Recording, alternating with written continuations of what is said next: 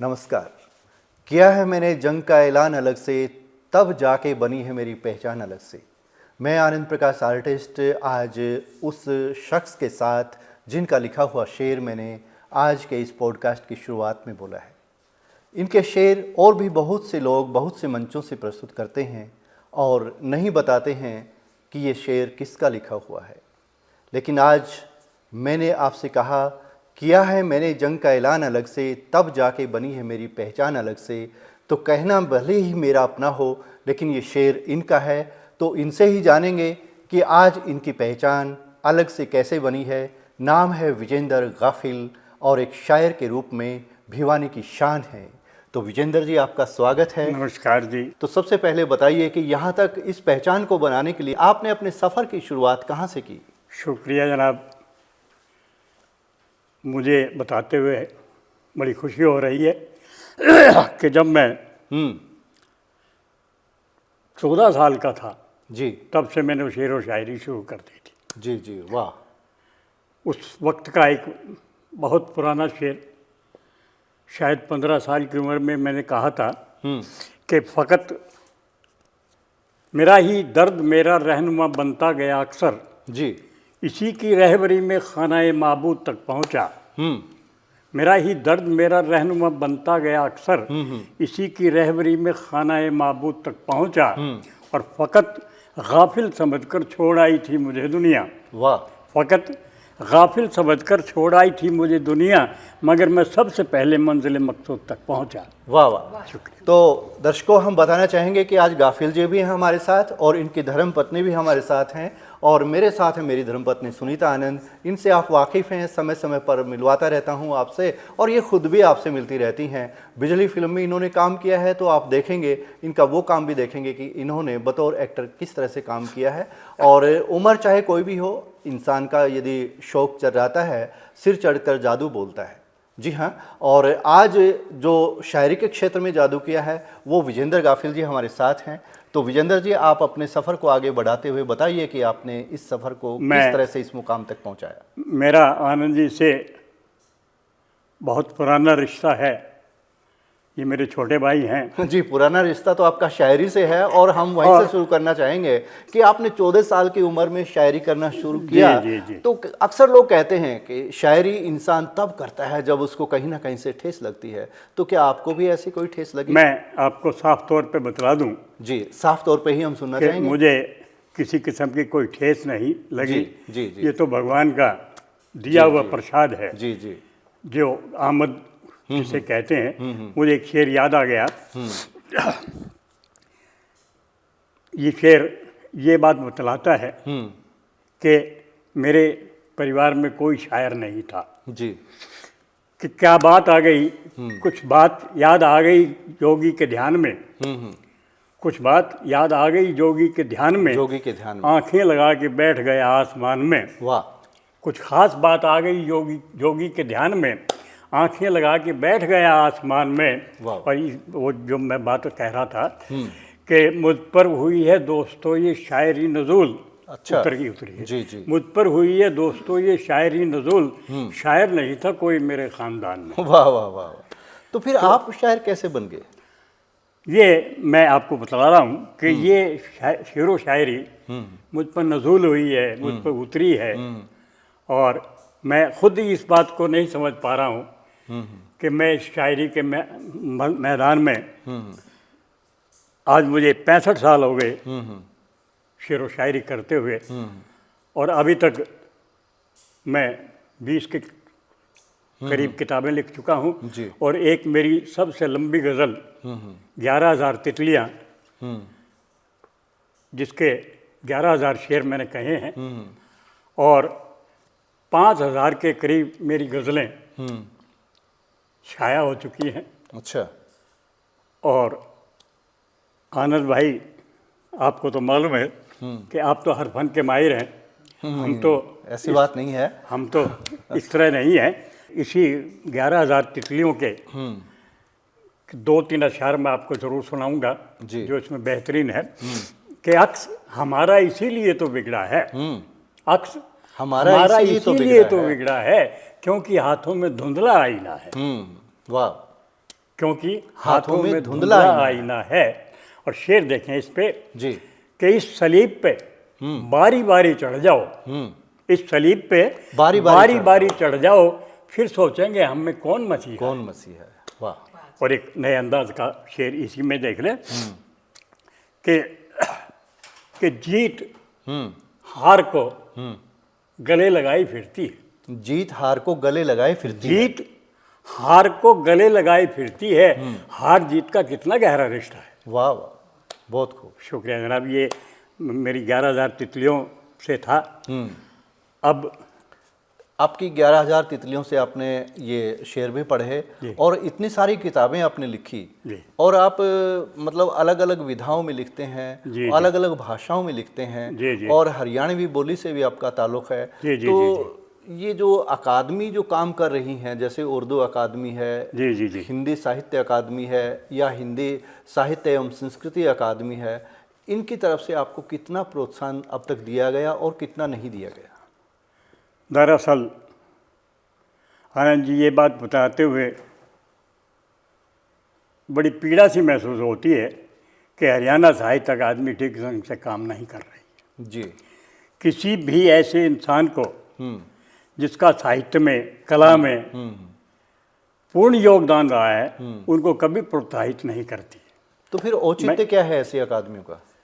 मैंने पिछले दिनों एक RTI लगाई थी इस मामले में कि 8-8 9-9 साल तक आप इनाम तो उनके डिक्लेयर कर देते हैं, लेकिन आप उनको ना तो सिर्फ पैसे भिजवाने के अलावा ना तो आप उन्हें कभी बुलवा के इनाम देते हो, ना उन्हें प्रोत्साहित करते हो। तो अब तो आप जीवन की संध्या पे मतलब बैठे हैं। जी, जी। क्या पता कब जीवन का सूर्यास्त हो जाए। जी, जी, जी। तो फिर आपको ये अकादमियाँ कब सम्मानित करेंगी?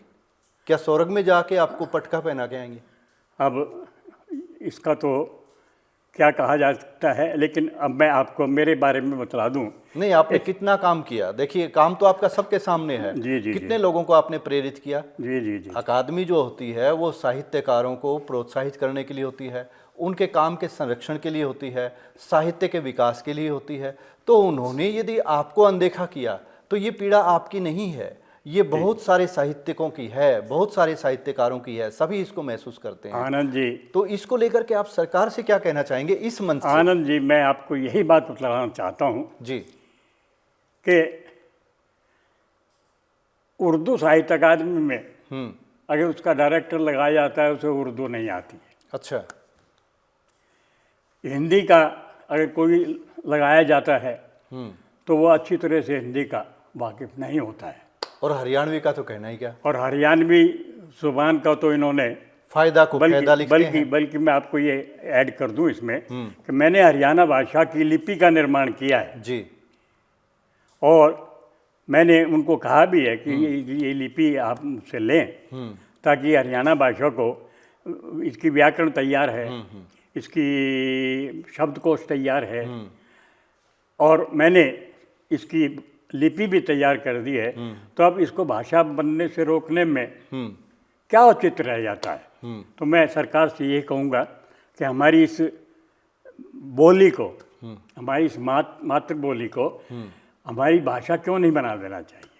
इसलिए मैं सरकार से ये ज़रूर कहूँगा कि इसे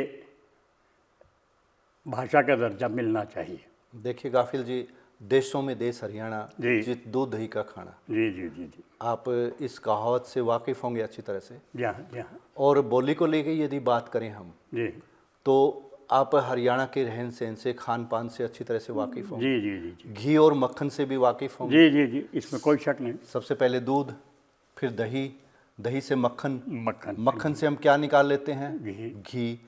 और घी को दोबारा मक्खन बनाना चाहो तो क्या वो बन जाएगा? कतई तौर पे नहीं, कतई तौर पे नहीं बनेगा ना। कतई तौर पे नहीं तो बनेगा। हम क्या थे? पहले हम एक बोली के विकास में थे। जी बोली थी हमारे हरियाणा प्रदेश की हरियाणवी। जी जी जी जी और हरियाणवी से अभिप्राय क्या है? जो हरियाणा का है वो हरियाणवी जी, जी। हो गया। तो उसके बाद हम आए हिंदी की तरफ, यानी हमारा जो मक्खन था उसका घी निखर के आ गया हिंदी के रूप में, जी, जी। चिकनाहट के रूप में। जी, जी। शुद्ध देशी घी बन गया अपने हरियाणा का। जी जी मतलब हम उसी बात पे आते हैं, देसा में देश हरियाणा जी, दूध दही का खाना। यकीनन तौर तो- पे आप दुरुस्त फरमा तो रहे जब मक्खन को बिलो करके, यानी कि मक्खन निकाल लिया दही को बिलो जी हाँ, करके, जी हाँ, जी हाँ। और वो घी बन गया, तो उसको दोबारा से यदि आप मक्खन बनाना चाहें तो वो बन नहीं सकता। ऐसी ही स्थिति आज हिंदी की है, हिंदी भाषा की है, कि वो आज हमारे पास एक शुद्ध घी के रूप में है। बिल्कुल। तो मक्खन की हम कदर करें, उसके गुण हैं, बिल्कुल। उसको अलग से एक स्थान दें। वही यकीनन, वही यकीनन। हिंदी और हरियाणवी में अंतर करके आपको ये दिखाएगा कि मक्खन में कितने गुण जी। हैं। यदि हमारी हरियाणवी बोली मक्खन के जैसी है जी हाँ, तो हम उसके अलग से कदर करें, इसमें कोई शक नहीं, मतलब ऐसा होना ही चाहिए। होना चाहिए ना। तो इस तरफ यदि सरकार ध्यान दे तो ये सब कुछ हो सकता है। लेकिन ये क्या है कि अपनी अपनी डफली, अपना अपना अपना राग अपना वाली राग बात है। हो मैं रही आपको है। एक बात और बतला दूं, जी। अब मुझे ध्यान आ गई हम्म, कि एक उर्दू में लफ्ज होता है जी। जैसे शायर लुधियानवी, हम्म, जो ये वी शब्द है इसका अर्थ होता है का, का, यानी कि शायर लुधियाने का। हाँ। तो उसी तरह से हरियाणवी का हो गया हरियाणे का। नहीं नहीं, मैं अब आपको वहीं लेके आ रहा हूँ कि ये हरियाणवी क्यों, हम्म, जबकि ये हरिबाणी या हरियाणी होनी चाहिए।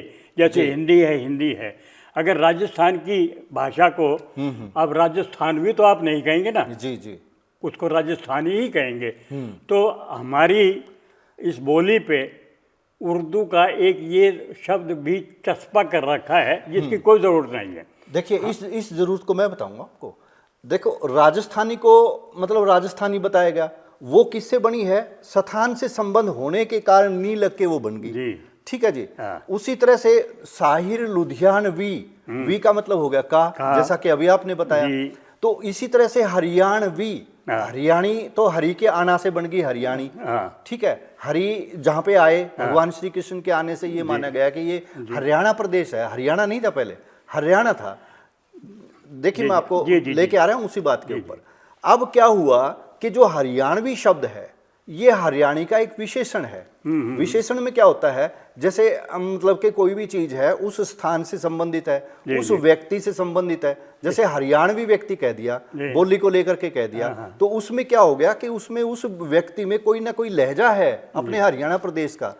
उस व्यक्ति ने कोई ना कोई फैशन ऐसा धारण कर रखा है, कपड़ा ऐसा पहन रखा है जिससे वो देखते ही वो हरियाणवी लग रहा है। जैसे सिर पे पगड़ी हो गया। मैं आपको यही कहता हूँ जी। पंजाबी, पंजाबी भी अपने आप में वही चीज़ है, हम उसको पंजाबी ही कहेंगे। जी, पंजाबी कहेंगे। सेकेंडली, अगर हम हरियाणी या हरिबाणी अगर कहेंगे तो मेरी समझ में इसमें कोई भी किसी को एतराज़ नहीं होगा। जी, वो एतराज नहीं है, लेकिन वो जो अपनी बात थी वो स्पष्ट होगी ना कि हरियाणवी से मतलब ये हुआ कि जो हरियाणा का, हरियाणा का। लेकिन हरियाणा की बोली का तो इसमें नहीं आता कि ये हरियाणवी का मतलब हरियाणा की बोली ही हुई। नहीं, वो नहीं आता। हरियाणवी का मतलब ये हुआ ये हरियाणा का है। देखिए जो और कुछ वो कोई भी हो सकता है, वो कोई चीज हो सकती है उसका। हरियाणवी बोली जब तक नहीं जुड़ेगा तब तक मतलब हरियाणवी बोली स्पेसिफाई नहीं होगी वहां से। हरियाणा का जो कुछ भी है वो हरियाणवी है। जी जी जी जी। तो ये हम बात कर रहे थे बोली को लेकर के, ये अलग एक मुद्दा छिड़ा हुआ है। वही बात जो हम पहले कर चुके हैं, अपनी अपनी डफली, अपना अपना राग, अपने अपने टोल बना लिए, और टोल बना करके जो है ना जोड़ तोड़ से लोग आगे बढ़ गए। यही कुछ है हरियाणवी में, और कुछ नहीं है अब आनंद जी मेरे ख्याल से। अब बात करते हैं आपकी गजलों के सफर। मैं आपको वही बता रहा हूँ जी जी जी कि अभी 17 अप्रैल को मेरा जन्मदिन है, जी। और लोग बाग वैसे तो मेरा कई दफ़ा जी जी कई जगह मना चुके हैं। अच्छा अच्छा। लेकिन मैं 17 अप्रैल को जी मेरा जन्मदिन है। जी, मुबारक हो आपको। अग्रिम शुक्रिया, बहुत बहुत शुक्रिया। मैं आपको इस पे एक गज़ल सुनाता हूँ। जी जी। मैंने 2-3 शेर इस पे कहे हैं जी जी कि लो 78 के हो गए हैं हम, वाह, मुबारक लो हो। 78 के हो गए हैं हम, और तीसरे घर के हो गए हैं हम। वाह वाह। अब आप ये पूछेंगे तीसरा घर कौन सा है? जीवन, मृत्यु और मोक्ष। लो 78 के हो गए हैं हम, तीसरे घर के हो गए हैं हम। शेर देखेंगे, गम का गम है ना है खुशी की खुशी, यानी पत्थर के हो गए हैं। वाह वाह। गम का गम है ना है खुशी की खुशी, यानी पत्थर के हो गए हैं हम। अब तो बन गए अब तो मील के पत्थर। बहुत बढ़िया, बन गए, क्योंकि पत्थर का होने का मतलब ये है कि आदमी का भगवान हो जाना। बन गए अब तो मील के पत्थर जी। हर मुसाफिर के हो गए हैं। वाह वाह, बहुत हर बढ़िया, मुसाफिर के बहुत हो बढ़िया। गए हैं हम। और ये सफ़र आपका इसी तरह से चलता रहे। फिर जो प्रेरणा की बात है, अपने जो नए शायर हैं, जी, जो भी लिखने वाले हैं, उनको आप क्या कहना चाहोगे आज इस मुबारक मौके पर? हालांकि आनंद जी तो इस बात को समझते हैं, मैंने तो खुद देखा है कि आपने बच्चों को पढ़ाया ही नहीं है, उनको गुणी भी बनाया है, समझाया है। और आज मैं सोचता हूँ कि आपके द्वारा दी गई शिक्षा उन लोगों के काम आ रही है। लेकिन आजकल कवियों ये में मेरी वो शिक्षा बात नहीं, ये आप लोगों के द्वारा दी हुई ये शिक्षा ये है, आपका आशीर्वाद आज रहा अब है, मैं ये बता आपका रहा हूँ। सानिध्य प्राप्त रहा है हमें, तब जाके ये सब हो पाया है। अब वो बातें उन कवियों में अब आजकल नहीं रही है। एक तो इंटरनेट ने, गूगल ने और फेसबुक ने इस शेरो शायरी का, कविताओं का जो खराब हाल किया है, उसके बारे में तो आप सभी जानते ही हैं। अब मुझे किसी शायर का शेर याद आ रहा है, देखिएगा, इशार के शायर थे कि उन्हें शायर समझना सख्त नादानी है ज़ख्मी, ज़ख्मी सारी का शेर है कि उन्हें शायर समझना सख्त नादानी है ज़ख्मी, जो घड़कर चार मिसरे साहिब दीवान बन बैठे।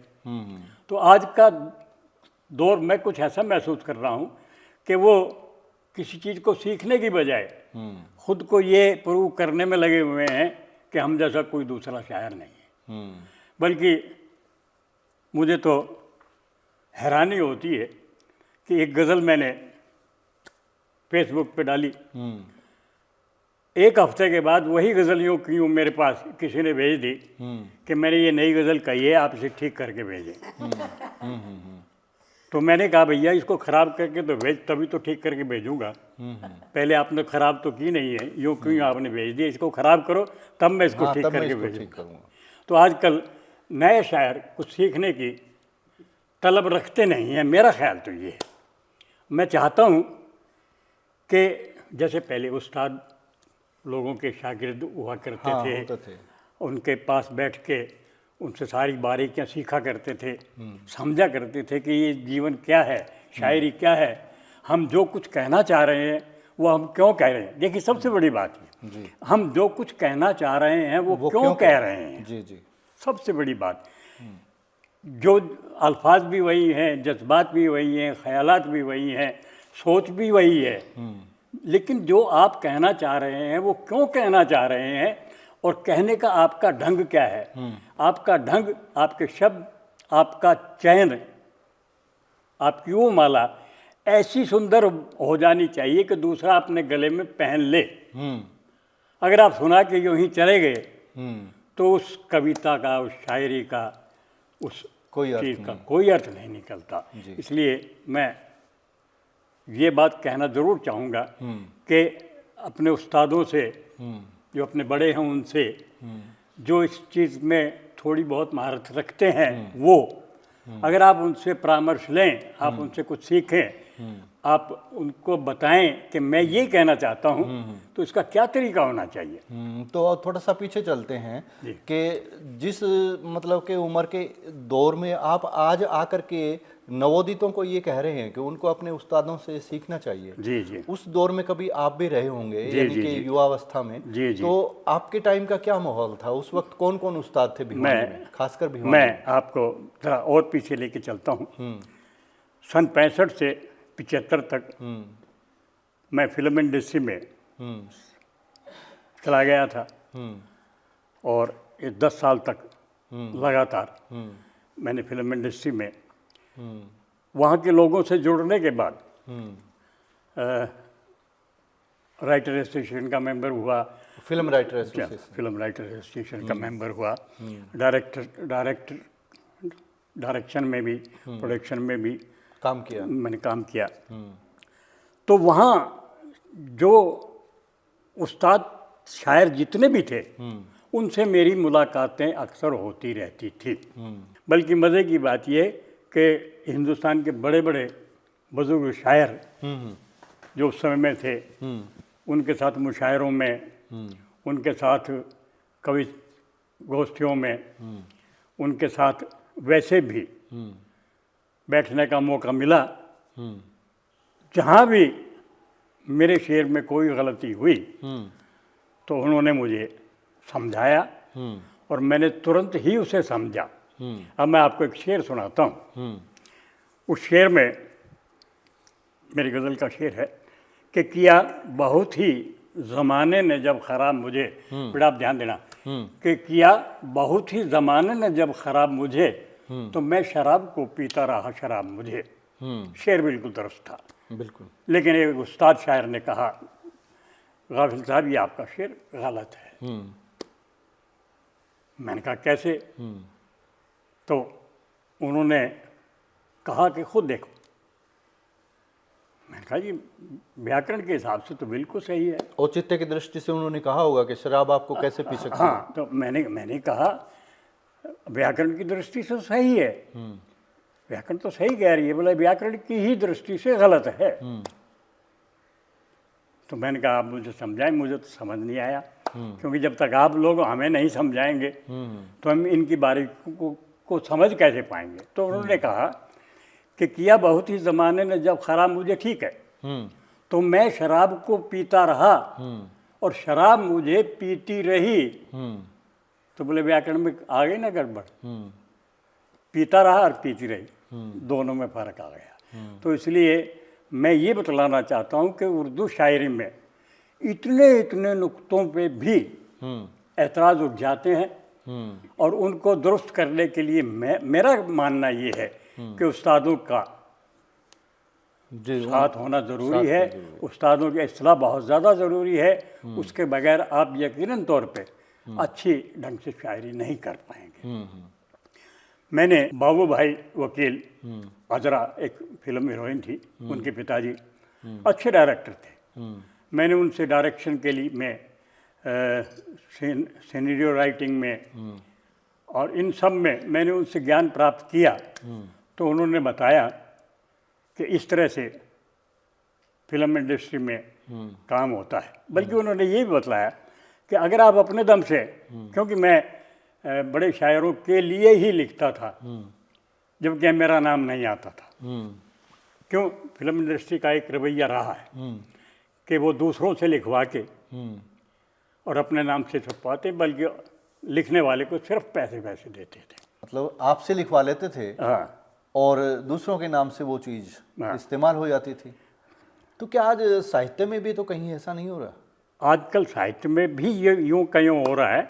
बल्कि मैं आपको ये बात साफ तौर से बता देना चाहता हूँ कि इतने अशार कहना, इतने शेर कहना, इतनी बातें कहना एक आदमी के बस की बात नहीं होती। जबकि फिल्म इंडस्ट्री में हजारों गीत एक एक शायर ने, कवि ने लिखे हैं।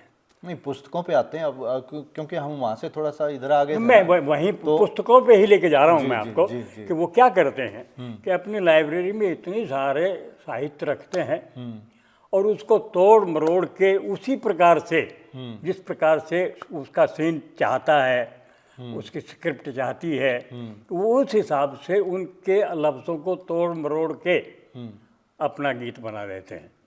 वो तो फिल्म इंडस्ट्री की बात होगी, अपन करेंगे। अब आइए यहाँ के साहित्य पे आप मतलब थोड़ा सा प्रकाश डालिए। नाम तो नहीं लूँगा जी, लेकिन मैं आपको एक भिवानी की घटना बतलाता हूँ कि एक बहुत बड़े शायर, कवि यहाँ आए थे। तो जब उन्होंने मंच से कविता पढ़ी या उनके सामने किसी ने कविता उनकी ही कविता पढ़ दी, और वो अतिथि के रूप में बैठे वो थे। अतिथि के रूप में बैठे हुए थे। हाँ, मैं भी था उस दिन। आप भी थे। तो उन्होंने ये कहा, अरे भाई इसका एक आखिरी रह गया है, हाँ, आखिरी रह वो और गया। पूरा कर दो। वो उसने लिखा नहीं था। वो लिखा नहीं था। तो आजकल भी आनंद जी वही रवैया चल रहा है। जबकि मैंने अभी थोड़ी देर पहले बतलाया है कि मेरे पास भी मेरी एक गज़ल के बारे में आया कि आप इसे ठीक करके दें। मैंने कहा आप ख़राब करके भेजें तो मैं ठीक करके दूंगा। तो आजकल भी इसी तरह से ही, अब बुरा ना मानिए, कहने की बात आ गई है। आपकी एक किताब, आपका एक नावल, उसी के नाम से एक और नावल आ गया था। चलो। देख मेरे देखिए जो साफ गोई मेरी आदत है, मैं उसके बारे में किसी बात से छुपाता नहीं। बिल्कुल, ये मेरी भी आदत है कि अपनी कह दूं आपकी सुन लूं, हाँ। इन बातों का चाव करता है। जी। जो सुन नहीं सकते बात सच्ची, उन्हें मेरा स्वभाव करता है। तो देखिए और इसी कारण मेरे बहुत से दोस्त जो है ना वो मुझसे दूर हो गए आनंद हैं जी, या फिर मैंने उनको दूर आनंद जी कर दिया एक है। बात बताऊं, अगर मेरी कविता का कोई शीर्षक बदल के अरियों क्यों रखेगा तो पता तो लगेगा ही। बिल्कुल, बात तो आपकी सही है गाफिल जी। और अब मैं एक ऐसा सवाल आपसे पूछने जा रहा हूँ जी। कि जिस तरह से आपने औरों के बारे में ये देखा कि आपके पास उन्होंने गज़ल दुरुस्त करवाने के लिए भिजवाई और आपने कहा कि पहले इसको बिगाड़ के तो भेजिए, तो क्या कभी किसी ने ऐसा भी कहा कि गाफिल साहब ये गज़ल तो मेरी है जो आप सुना रहे हैं? किसी महफिल में हुआ ऐसा? आज तक तो नहीं हुआ। जी, मैं यही जानना चाह रहा था। आज तक मेरे साथ ये दरअसल क्या है कि हमारे वही बात आ जाती है, हमारे उस्ताद लोग ये कहते हैं कुछ भी कहिए अपना कहिए, जी जी। अपना कहेंगे तो आपको दूसरे तक पहुंचाने में देर नहीं लगेगी। नहीं, कई बार क्या होता है कि समानता संयोगवश और इत्तेफाक से हो जाती है। तो क्या मैं ये जानना चाह रहा था कि जैसे कि आपके पास किसी ने गज़ल सुधरवाने के लिए भेजी और आपने कह दिया कि भाई इसको पहले बिगाड़ के तो भेजिए, तो इसी तरह से क्या कोई गज़ल आपकी आप सुना रहे हो और आपकी ही गज़ल पे किसी ने कह दिया होगा कि भाई दादा ये तो इसके शेर जो है ना मेरी गज़ल से मिलते हैं? हाँ, मैं ये जानना चाह रहा था मैं आपको यही बात ज़रूर बतलाना चाहूँगा कि इतना साफ कहना भी ठीक नहीं है, लेकिन मैंने बहुत से लोगों को शेर व शायरी लिख के दी है। आपने? जी। तो मैं यकीन से तो नहीं कह सकता। और उनकी किताबें भी छप गई? उनकी किताबें भी छपी हुई है। और यानी वही मतलब मुंबई वाली बात यहाँ भी आ गई। हाँ, कि भाई पैसा दो, काम करवाओ। हाँ, तो ऐसा भी है और अपने नाम से छपवाओ, नाम कमाओ। हाँ, तो ऐसे तो बहुत से आपको जी। मैं नाम तो नहीं लेना चाहूँगा, लेकिन बहुत से ऐसे शायर हैं जिन्होंने मुझसे लिखवाया है और अपने नाम से किताब भी शाया की है, छापी है। आज भी लोग बागी उसका इस्तेमाल कर रहे हैं। लेकिन देखिए, कहते हैं कि भाई एक रचनाकार की रचना उसके बच्चे के समान होती है। जी जी, इसमें कोई तो आपने लिखा, आपकी मजबूरी रही होगी कि आपने बेच दिया, ठीक उसी तरह से जैसे लोग अपने बच्चों को बेच देते हैं। नहीं, बेचने की बात नहीं। और दरअसल बात क्या होती है कि जब कोई कहता है कि आप मेरी ये गज़ल ठीक कर दें। अच्छा, तो आपने ठीक की हैं या उनको लिख के दिया है? ठीक मैंने उनके जज्बात जो आड़े टेढ़े मेढ़े और जिस तरह से वजन में नहीं थे, जैसे व्याकरणिक गलतियां थी, मैंने उनको ठीक करके दिया है और उन्होंने अपनी छपवाई है। बल्कि इसमें आपको मैं ख़ास बात बताता हूँ आनंद जी, जैसे आपने बच्चों को जिस ढंग से पढ़ाया है, कला सिखाई है, आर्ट सिखाया है, तो उस बच्चे पे आपकी मोहर लग जाएगी। नोट करना। अब मैं जिस शेर को ठीक करता हूँ आपकी मोहर लग जाती है। मेरी मोहर लग जाती है। दूसरा सुनने के बाद बता देता है कि ये गाफिल का शेर है। तो इस बात में कई दफ़ा ऐसा भी हो जाता है कि शेर व शायरी में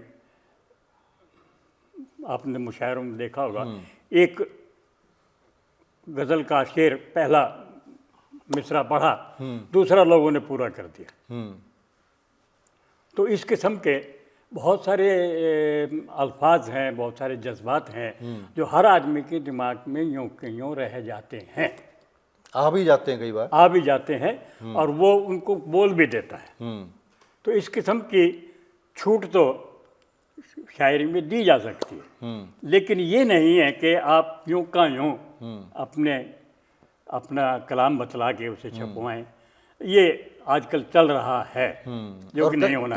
कई बार मौलिकता इतनी होती है कि उसके मुकाबले की कोई दूसरी चीज आती ही नहीं। जी नहीं, बिल्कुल। जैसे कि हरियाणवी में मेरा एक गीत है, जी, कान खोल के सुन ले माँ, एक सवाल यूं मेरा, क्यों बेटी का नाम भतेरी, क्यों बेटा नहीं भतेरा। देखिए, तो इसका इस्तेमाल मतलब लोग अपने अपने हिसाब से करते हैं, देखिए, लेकिन हूबहू ये मौलिकता नहीं आ सकती। लेकिन एक बात बताता हूँ मैं आपको, ये जो बात है भतेरा और भतेरी का, जो डिफरेंस आपने पैदा किया है ना, कोई दूसरा कर नहीं सकता। हाँ, तो इसीलिए मैं कहता हूँ कि अच्छा, अगर कोई मैं अगर आपके सामने बैठ के ये कहूँ कि भाई वो तो किसी और अंदाज में शेर व शायरी के किसी और अंदाज में कि वो तो बड़ी बतेरी निकली, वो तो बड़ा बतेरा निकला। वो बात अलग है, तो लेकिन नहीं, तो ये भी आपकी ही नकल हुई, क्योंकि जो ओरिजिनल अल्फाज आपके हैं ना। और लोगों ने इन लाइनों को जो कि तो मारा है दूसरी जगह। तो ये तो गलत बात हुई ना। अच्छा, अब देखिए, मैंने तो आपका इस्तेमाल करके दिखा दिया।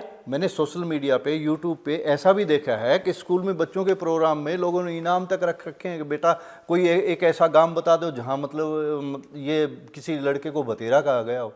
तो वो चीज तो यहाँ से आई है। देखिए, जो इसमें मैंने ओरिजिनलिटी आपकी रहेगी। अब अगर मैं तो इसमें अगर आप कहें तो मैं आपको अभी गजल तैयार करके दे सकता हूँ, जो लेकिन वो ओरिजिनलिटी कहाँ जाएगी, वो तो आपकी रहेगी ना। सन 2000 में मैंने ये गाना लिखा, उसके बाद जो है इसके ऊपर शोध भी हुआ, शोधार्थी में मेरा कहा, लेकिन फिर भी लोग जो है इसका इस्तेमाल मेरे बिना नाम के कर रहे हैं कई जगह। तो ये यही है जी, मेन तो बात इसी तरह मैं आपसे पूछना चाह रहा था कि भाई आपकी गजल आप सुना रहे हो, तो क्या किसी ने खड़ा होकर ये दावा किया कि दादा ये शेर तो मेरा है? आज तक तो हुआ नहीं। अगर जी गलती से किसी की, क्योंकि मेरे पास इतनी लोगों की प्रतिलिपियां रहती हैं, हाँ, सुधार के देते हो आप उनको, सुधार की जैसा देता आपने हूँ, बताया। हो सकता है। हाँ, अगर मैंने पढ़ दिया हो, किसी ने कहा ये तो मेरी किताब में था, तो ये नहीं, तो ये ले भाई, मेरे पास तो और बहुत है। हाँ, वो ये भी तो देखो ना कि उस किताब को सुधार के किसने दिया है। ये भी देखना यही तो दिमाग में नहीं आता ना लोगों के। वो अब मैं यही तो कह रहा हूँ कि आदमी आगे बढ़ के ये कोशिश करता है कि मैं शायर हो गया हूँ, अब मुकम्मल शायर हो गया, जबकि मुकम्मल तो, पूर्ण तो आज तक कुछ भी नहीं हुआ। पूर्ण तो वो परमात्मा ही नहीं है। तो चलिए, ये तो गज़ल की, शेर व शायरी की बात हुई। अब थोड़ी सी व्यक्तिगत बात कर लेते हैं, परिवार की और पारिवारिक स्थिति की। तो परिवार में आपके मतलब जो बेटियां हैं वो कहाँ रह रही हैं, कौन कौन है? चलिए आप बता दीजिए, मैं तो जानता हूँ, दर्शकों के लिए बता दीजिए आप थोड़ा सा। मेरी 2 बेटियां हैं जी। एक लड़का था, वो एक्सीडेंट में एक्सपायर हो चुका था। तो अब 2 लड़कियां हैं, एक थाईलैंड में है, उनके पति वहाँ इंजीनियर हैं, बल्कि डिप्टी डायरेक्टर हैं वहीं के, उसी फर्म के। और एक लड़की मेरी यहाँ चंडीगढ़ है, उनके पति मैनेजर हैं। तो वो दोनों ही अब तो मेरे लिए सहारा भी हैं। और बल्कि कहावत बड़ी अच्छी सी लगी मुझे, आपको बतलाऊं कि लड़का तब तक है जब तक उसकी शादी नहीं हो जाती, और लड़की तब तक है जब तक आप मर नहीं जाते। जी जी जी, बिल्कुल। तो अब वही लड़कियां हैं, उनके बच्चे हैं। बल्कि मेरी बड़ी लड़की, उसकी 2 लड़कियां हैं, दोनों डॉक्टर हैं इंग्लैंड में,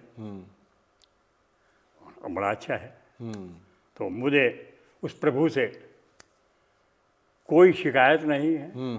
मुझे जितना उसने दिया है, मैं सोचता हूँ उसने मुझे बहुत ज़्यादा दे दिया। बाकी दिनचर्या क्या रहती है अब आपकी? बस कंप्यूटर के सामने बैठो, अच्छा, काम करते रहो। हिंदी, उर्दू, इंग्लिश, पंजाबी, जी जी, सभी भाषाओं में मैं अपना काम करता रहता हूँ।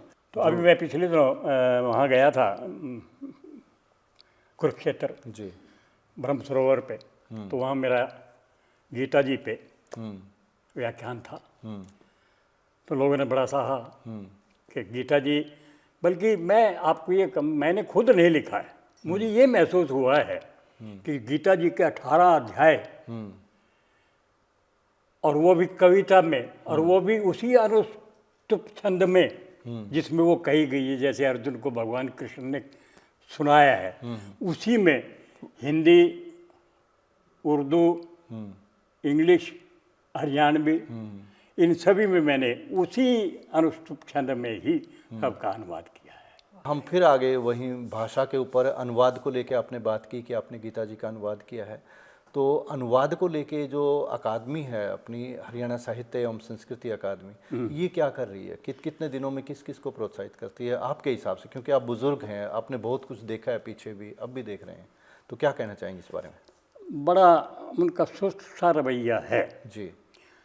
और मैं एक बात कहते हुए हिचकिचाऊंगा नहीं कि जब तक हमारे मंत्री लोग सह साहित्य नहीं हो जाते ना, जब तक हमारे ऑफिसर्स जो बड़े अधिकारी हैं वो साहित्य में रुचि नहीं रखेंगे, तब तक इस क्षेत्र में, इस हरियाणा में साहित्य का कोई उच्च स्थान नहीं हो सकता। तो मंत्रियों को कौन बनाता है, सरकार को कौन बनाता है? देखिए, सुनिए, जनता बनाती है और साहित्यकार की भूमिका एक वातावरण निर्माण में भी होती है। जी जी जी। तो इस बात को हम चुनाव के दौरान क्यों नहीं सोचते? जी जी जी, आपने बिल्कुल 100% की बात कही है।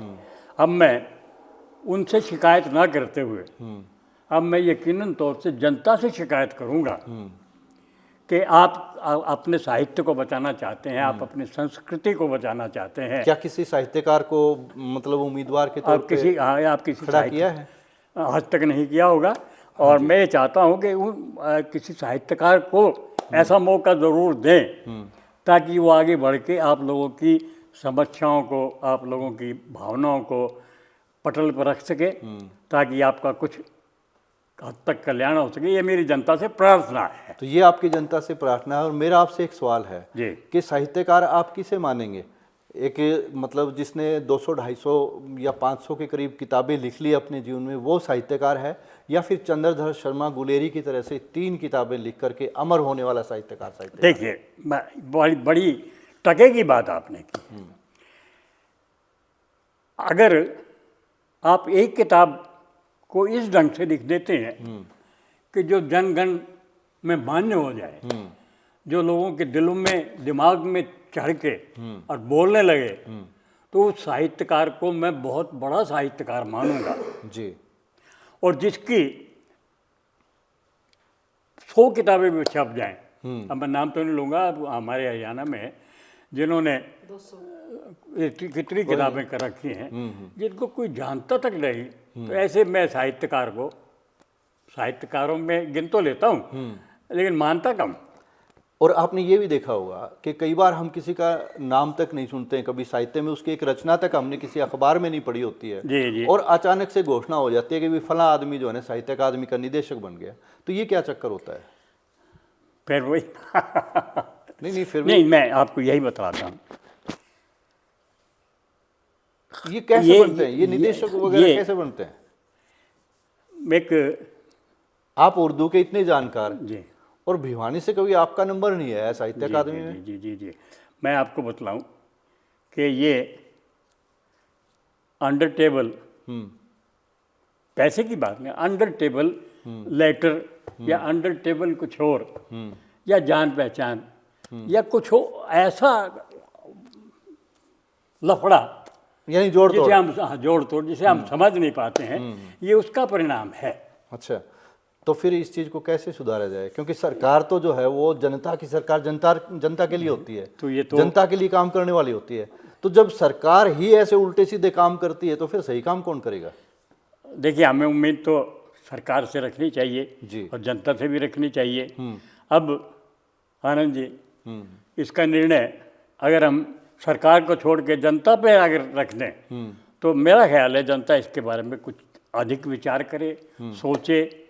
और बल्कि मैं उन साहित्यकारों को कहूँगा कि जो एक साहित्यकार अपने साहित्यकारों के साथ खड़े होके अगर उनका सपोर्ट करेंगे, उनके साथ मिलजुल के रहेंगे, गुटबाजी नहीं करेंगे, उनके साथ मिलकर उनको प्रोत्साहन करेंगे, छोटे बड़े को, बड़े छोटे को, अगर इस तरह से कार्यक्रम चलेगा तो मैं सोचता हूँ कि हमारे साहित्य का भी भला होगा, समाज का भी भला होगा और हम इस साहित्य को अच्छी तरह समझ पाएंगे। तो साहित्यकारों के मंच तो बहुत आपने देखे होंगे। सक्रिय कोई अखिल भारतीय साहित्य मतलब सतर पे है तो अखिल भारतीय साहित्य के लिए काम कर रहा है कि भाई हमने ये किया वो किया, और कुछ प्रादेशिक स्तर पर हैं।